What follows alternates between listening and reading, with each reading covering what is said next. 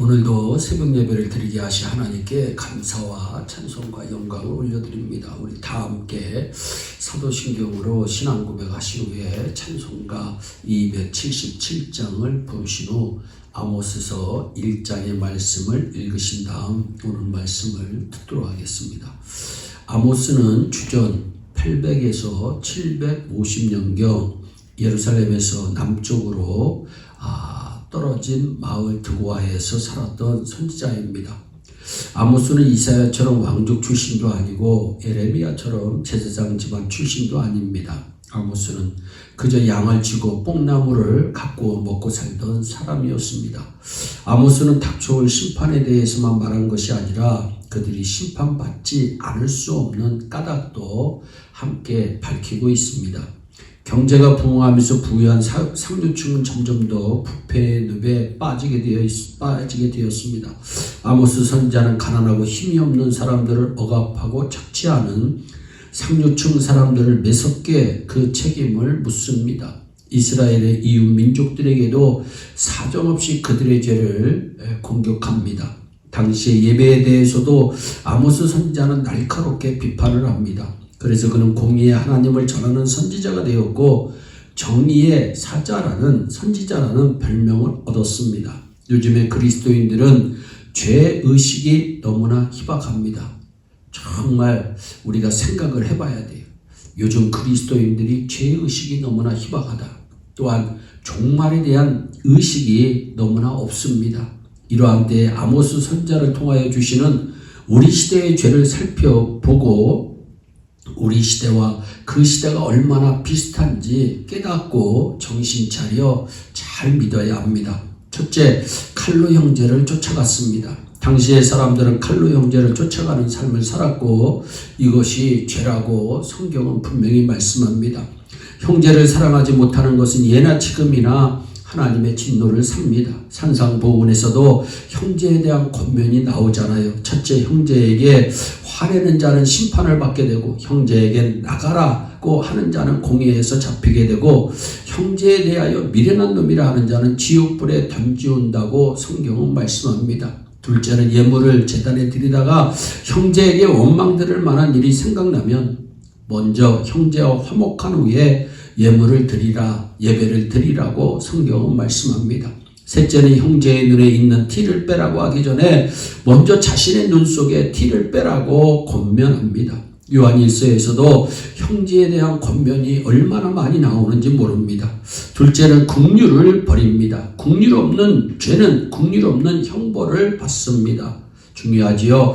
예수님은 긍휼히 여기는 자는 긍휼히 여김을 받을 것이라고 분명히 말씀했습니다. 우리 예수님은 제사보다 긍휼을 원하신다고 마태복음 9장에서 말씀하셨어요.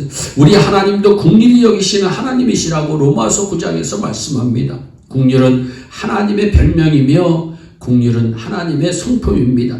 그러므로 긍휼을 버리는 것은 하나님을 버리는 것입니다. 지금도 많은 사람들이 긍휼 때문에 살면서 긍휼이 없으면 못 살면서도 긍휼을 베푸지 못하고 살아가는 경우가 참 많이 있습니다. 셋째는 노가 화가 항상 맹렬합니다. 당시의 사람들은 노가 맹렬하고 불붙어내서 삭지 않았습니다. 화를 발해야 할 때와 발하지 않을 때를 구분하지 못한 사람들이었습니다. 성경에는 하나님도 노를 발하신다고 말씀합니다. 하나님께서 노를 발하시는 경우는 첫째, 순종치 않을 경우에 노를 발하십니다. 모세가 하나님의 말씀을 순종치 않고 애굽으로 가지 못하겠다고 했을 때 여호와께서 모세를 향해서 노를 발하셨다고 출애굽기 4장에서 말씀합니다. 둘째는 다른 신을 섬기며 우상을 만들면 하나님께서 노를 발하십니다. 다른 신을 만들며 우상을 구워 만들며 나의 노를 너희들이 격발했다고 하나님은 말씀합니다. 사람이 노를 바라는 경우는 그러나 언제입니까? 아무 때나 노를 바라는 경우들이 참 많이 있습니다. 제가 말하는 아무 때는 감정에 휩싸여 자신을 통제하지 못하고 바라는 것을 말합니다. 그래서 잠언서 22장 24절에 노를 품는 자와 사귀지 말며 울분한 자와 동행하지 말라고 말씀합니다. 노를 품는 자와 왜 사귀지 말라고 성경은 말씀했습니까? 화를 품은 자는 미친 자이기 때문입니다. 그래서 영어에서는 노한다, 화를 낸다는 말을 매드라고 하는 단어를 씁니다. 중요하죠? 매드라고 하는 단어를 쓰는데 이 말의 원래 뜻은 미쳤다라고 하는 뜻입니다. 여러분, 저와 여러분들이 늘 화를 내기 전에 한번 생각해보고 화를 내시기를 바랍니다. 넷째, 분을 끝없이 품습니다. 분은 노보다 더 심한 심리적 상태입니다. 분과 노는 약간의 차이가 있습니다. 에가서 4장 11절은 여호와께서 분을 발하시며 맹렬한 노를 쏟으신다. 시온의 불을 피우사 그 지대를 사르셨다 말씀합니다. 하나님의 노와 분이 함께 나타납니다. 하나님께서 상당히 진노하시는 장면은 이 분과 노가 함께 나옵니다. 하나님도 분을 발하십니다. 하나님의 분은 정말 무섭습니다. 성경에 하나님의 노라고 하는 단어는 참 많이 나옵니다.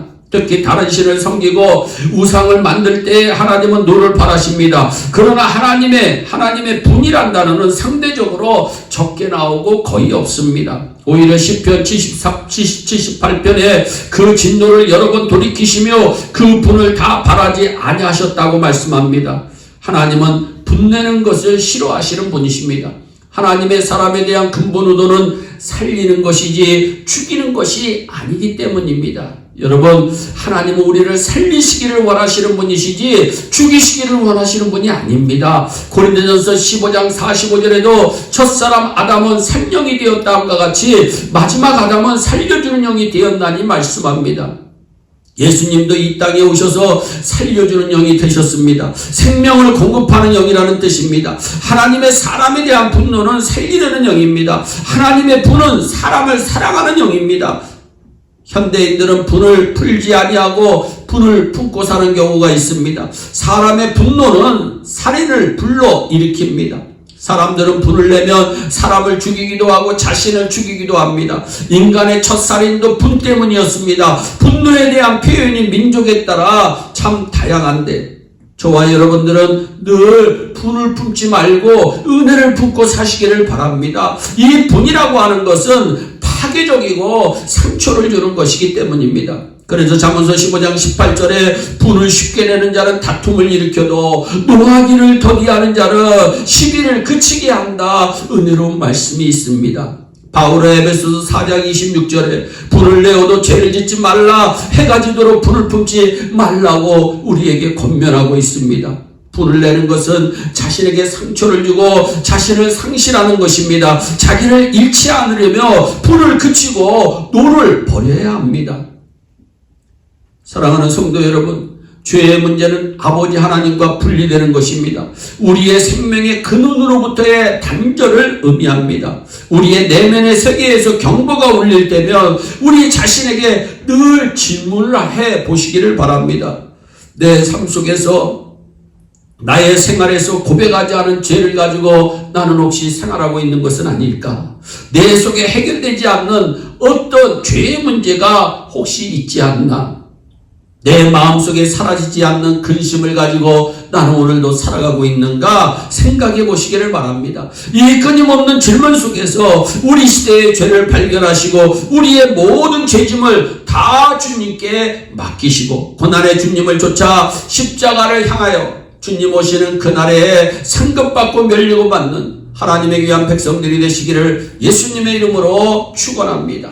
기도하겠습니다.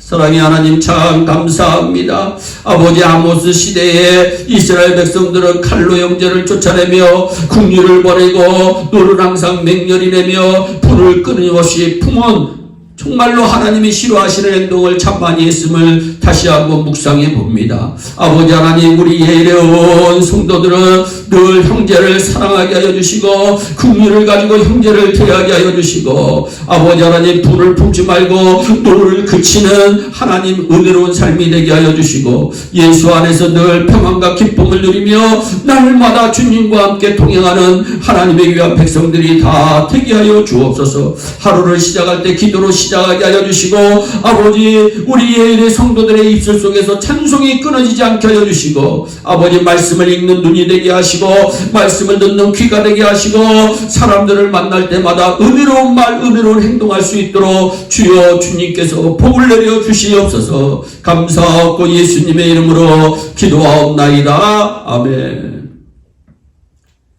우리 다 함께 주기도문으로 예배를 마치시고 각자 개인 기도하신 후에 오늘도 주 안에서 승리하는 복된 하루 되시기를 바랍니다. 감사합니다.